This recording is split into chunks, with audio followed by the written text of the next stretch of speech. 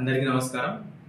ఈరోజు కూటమి ప్రభుత్వం అధికారంలోకి వచ్చిన తర్వాత మనమందరం కూడా ఎక్కువగా P3, P4 అనే రెండు అంశాలను ఎక్కువగా వింటున్నాం.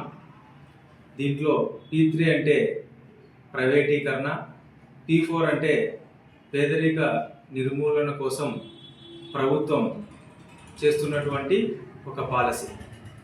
ఈ రెండింటిని మనము బాగా గమనించినట్లయితే ప్రభుత్వం ఏర్పడిన తర్వాత ప్రభుత్వం నిర్వహించాల్సినటువంటి కొన్ని ముఖ్యమైనటువంటి విద్య, వైద్యం, లిక్కర్, శాండ్, మైన్స్, తర్వాత మన టూరిజం, వీటన్నిటిని కూడా ప్రభుత్వం ప్రైవేటు వ్యక్తుల చేతిలోకి ఇవ్వడం జరిగింది.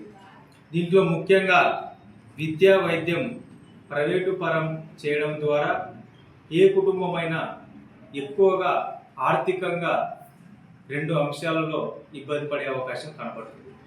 దానిలో విద్య కోసం మరియు వైద్యం కోసం ఈ రెండు ముఖ్యమైనటువంటి వాటిని కూడా ప్రభుత్వం ఈరోజు ప్రైవేటు పరం చేయడం జరిగింది.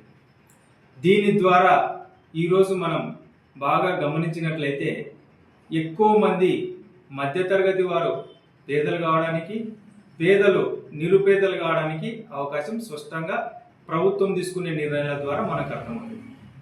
దీనికి భిన్నంగా చంద్రబాబు నాయుడు గారు ప్రభుత్వము పేదరికాన్ని నిర్మూలించడం బదులు పేదరికాన్ని ఈరోజు ఈ ప్రభుత్వ నిర్ణయాల ద్వారా ఎక్కువగా కనపడుతుంది.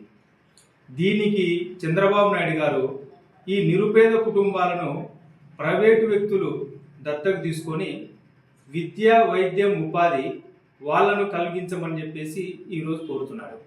మనం బాగా గమనించినట్లయితే ఏవైతే ప్రభుత్వం ప్రైవేటీకరణకు ప్రోత్సహిస్తుందో వాటిని ప్రైవేట్ వ్యక్తుల ద్వారా మరలా ఈ పేదరికాన్ని నిర్మూలించమని చెప్పడం ఎంతవరకు సమంజసం?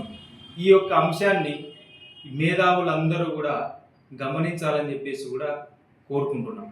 Thank you.